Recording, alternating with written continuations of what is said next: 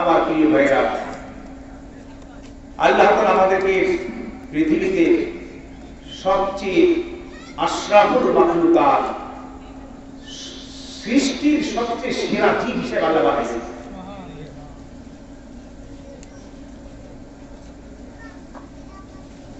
এত পরিমাণ নিয়ামত দিয়ে আল্লাহ তাআলা আমাদেরকে লালন পালন করতেছেন, এত পরিমাণ যে আল্লাহ তাআলা কোরআনে কারীমের ভাষায় আল্লাহ তাআলার নিয়ামতের বিবরণগুলো ধারাবাহিকভাবে আল্লাহ বয়ান করেছেন। ধারাবাহিকভাবে বিষয় হলো কি, যে আমরা তো দুর্ভাগা মুসলমান, আমরা কোরআন পড়ি না। সারা বছরে এমন মানুষ খুব কম পাওয়া যাবে যিনি এক খতম কোরআন পড়ছেন, বরং এমন মানুষের সংখ্যা বেশি যারা ছোটবেলায় বক্তব্য শিখছিলেন, এখন আর মনে নাই, এখন আর পড়া হয় না। এই ধরনের লোকের সংখ্যা বেশি। অথচ এই কোরআনে কারীম মুসলমান জাতির জন্য সর্বশ্রেষ্ঠ নিয়ামত ছিল। এটা জুজদানে ভরে তাকের উপর রাখার জন্য ছিল না, এটা ছিল সবসময় পড়ার জিনিস, বোঝার জিনিস।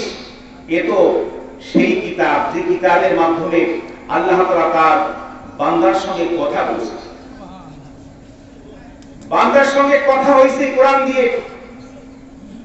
বান্দার এই 70 বছরের জীবনে সে কিভাবে আল্লাহ তাআলার হুকুমের উপরে চলবে, রাসূলের তরিকার উপরে চলবে, এর ডিটেইলস বিস্তারিত বিবরণ আল্লাহ তাআলা এই কোরআন কিতাবটার মধ্যে সব লিখে দিয়েছেন। এইটা কোনো মানুষের কথা না। কোরআন পড়ার শুরুতেই প্রথম পৃষ্ঠার পরেই আল্লাহ তাআলা আমাদের মগজ ধোলাই করছেন। আল্লাহ বলছেন, দেখো যালিকাল কিতাবু লা রাইবা ফীহি, এটা এমন একটা কিতাব এর মধ্যে কোনো ধরনের সন্দেহের উপর কথা নেই। শুরুতেই আল্লাহ এই কথা চ্যালেঞ্জ করছেন, দেখো কোন জায়গার মধ্যে এর কোন বিষয়টি বুঝো অথবা না বুঝো, বোঝো অথবা না বুঝো, এটা কিন্তু সন্দেহের ঊর্ধ্বে।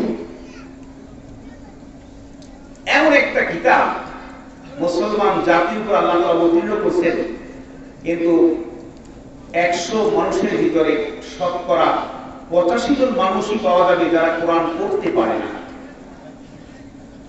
যদি মনে করেন আপনার একজন ঘনিষ্ঠ বন্ধু থাকে, যে বন্ধুটা আপনার এই বাংলাদেশি না, বিদেশি একটা বন্ধু, যার মুখের ভাষা আর আপনার ভাষা এক না, কিন্তু বন্ধুত্ব এত গভীর পর্যায়ে যে বন্ধু তার নিজের মাতৃভাষায় একটা চিঠি লিখে পাঠাইছে আপনার নামে, আপনি চিঠি খুলছেন, কিন্তু ভাষা না বোঝার কারণে বন্ধুর মনের কথা কিছু বুঝলেন না। বিষয়টা কত কষ্টের বলেন তো? কবি দুঃখ করে বলতেছে, জবানে ইয়ারে মান তুর্কি ওয়া মান তুর্কি নমিদানাম, জবানে ইয়ারে মান তুর্কি ওয়া মান তুর্কি নমিদানাম, চেখর বুদে আগার বুদে জবান আসদার দাহানে মান। বলে তুর্কির এক লোকের সঙ্গে বন্ধুত্ব করছি, আমার বন্ধুর মুখের ভাষা তুর্কি, আমি তো তুর্কি জানি না, আজকে চিঠি আসছে বন্ধুর, কিন্তু চিঠির ভাষা পড়তে পারলাম না, বুঝতে পারলাম না বন্ধু কি বললো আমার। আল্লাহ তাআলা মাহবুবে হাকিকি, মানুষের সবচেয়ে প্রকৃত বন্ধু, অভিভাবক, নেয়ামাল মাওলা, নেয়ামান নাসির, চমৎকার বন্ধু, চমৎকার অভিভাবক, তার চেয়ে শ্রেষ্ঠ কোনো অভিভাবক নাই। তিনি বান্দা আমাকে আপনাকে কত কি বললেন, জীবন ব্যাপী খুলে দেখলাম না, পড়ে দেখলাম না, কি বললো তিনি, কি বললো, কত চমৎকার কথা। এই কোরআনের মধ্যে আল্লাহ তাআলা আমাদেরকে যত নিয়ামত দিয়েছেন, সমস্ত নিয়ামতের বিবরণ জায়গায় জায়গায়, পৃষ্ঠায় পৃষ্ঠায় তিনি আমাদেরকে বোঝানোর চেষ্টা করছেন। আল্লাহ সমস্ত নিয়ামতের কথা বয়ান করতে করতে করতে করতে আল্লাহ বলেন যে, বান্দা সব বাদ দে, বাড়িতে গরু গরস্ত এই এলাকায় তো অধিকাংশ মানুষের আপনাদের গরু আছে।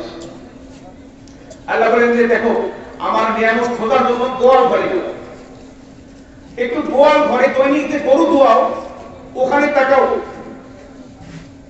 ওয়াইন্না লাকুম ফিল আনআমি লাইবরাতান নুসকিকুম মিম্মা ফি বুতুনিহা মিন বাইনি দামিন ওয়া ফারাসিন লাবানান সাইগান লিশারিবিন।